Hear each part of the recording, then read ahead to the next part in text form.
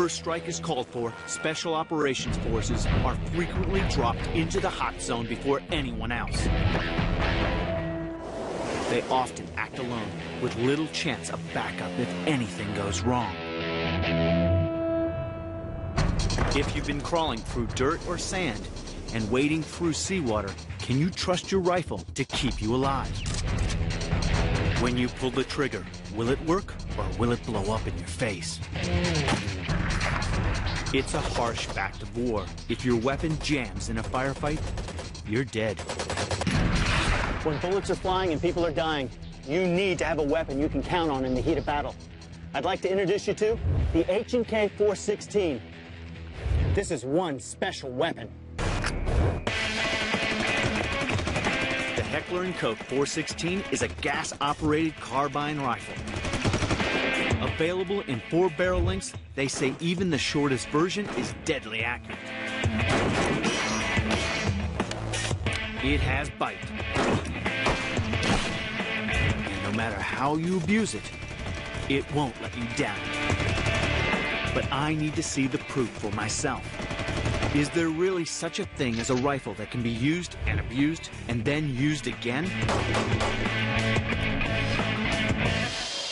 Bruce Davison is a fellow former Navy SEAL who worked on refining the 416's design. So, Bruce, this is it right here, the H&K 416. What's new? What's different about this thing? Well, basically, it looks familiar to everyone. However, what we've done when we designed this weapon was to go through and try to take what the current platform was and make it the most reliable thing that we could give to the soldier. From the outside, it looks a lot like the standard M4 assault rifle, but Heckler & Koch cleverly redesigned the internal mechanism, and then they pushed it to the limit. I've seen it go through our desert testing where we fired excess of 24,000 rounds for a couple of years in a row during development. I've seen it buried in the sand, I've seen it buried in the mud, I've seen it shot out of the water, and I know it works. Big claims. Let's see if this gun can really live up to the hype. First, we're gonna bury it in a rifle's worst enemy, sand.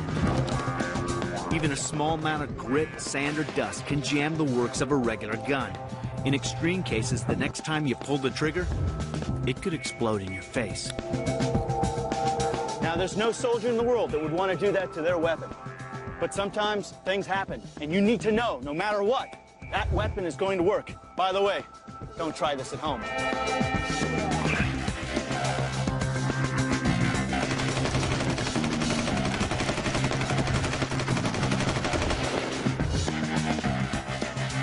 Now that's impressive.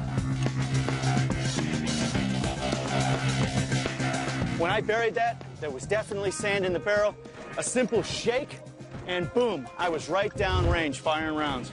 I would never have tried that ever with any weapon while I served in SEAL Team. And here's something that's gonna cause serious problems on a typical coastal advance into enemy territory. It's water. It won't usually make a gun jam, but shooting a standard assault rifle filled with water means the gun, or at least the barrel, will almost certainly blow up. Not recommended. So we've now placed the weapon in. Water is actually filling all these little holes. It seeps into every single orifice of the weapon, and it takes up space. And the weapon needs that space in order to be able to operate, especially something like a gas tube. If you get water in a gas tube, you're going to end up with a catastrophic failure of the weapon, which could mean destruction of the weapon, injury to personnel, or even death. Absolutely. All right, let's see this go.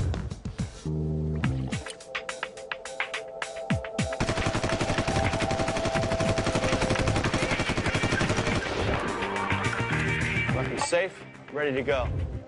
I'll tell you what, you come off the beach, you want to know that your weapon's going to work. But I'll tell you, having a weapon that's smart, that's designed to perform under extreme stress and pressure, and knowing you can count on it, you can rely on it, makes all the difference in the heat of battle. This is that weapon. Nothing seems to faze this gun. Say you are parachuting into action. You need to defend yourself. No problem. This gun can shoot from any angle without jamming. You can even use it upside down as you rappel in. So Wayne, what are we going to see here? What I'm going to show here is basically just the reliability of the system, the consistency and the ejection pattern of the gun, regardless of the position. I'm going to shoot 100 rounds nonstop with the gun and being rotated 360 degrees. Which is good news for anyone on a special ops team. There's no telling what the mission might call for, and when you're about to drop into hostile territory, you've got enough to think about without worrying about whether your weapon is going to let you down.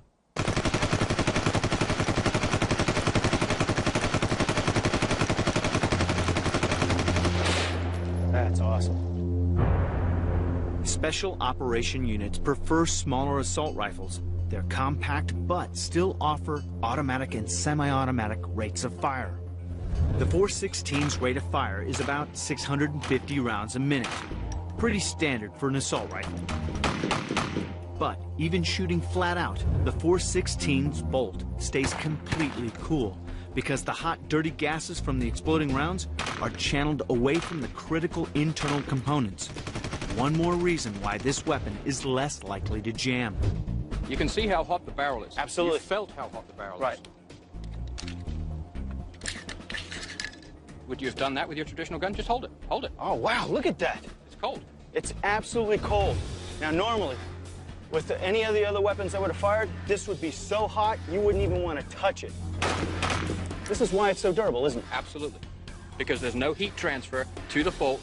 You don't get that heat erosion and the heat catastrophe on any of the bolt parts. And that's what keeps it from jamming. Absolutely. That's amazing. Okay, I'm impressed. But what else can it do?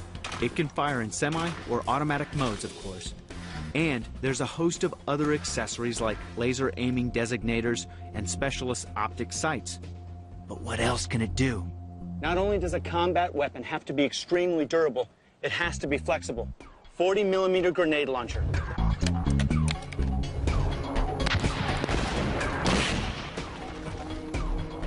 In the old days, you had to take your grenade launcher to the unit armorer and have him install it because it had to be safety wired and properly installed and all this. With this one, there's one pin here, retract, and it's captive, and then it slides off the weapon. That's fantastic. And the operator can change out an upper to another length barrel upper and just make a sniper rifle into an entry gun, into a grenade launcher mounted gun. I mean, it's just great. It's leaps and bounds above all of its predecessors. It really incorporates features in this particular design of gun that we've never seen before. It's made to do room entries. It's made to be a marksman's rifle. It can do it all. So it's incredibly flexible, incredibly durable. You can kit it up any way you want. It's the weapon of the future. Yeah.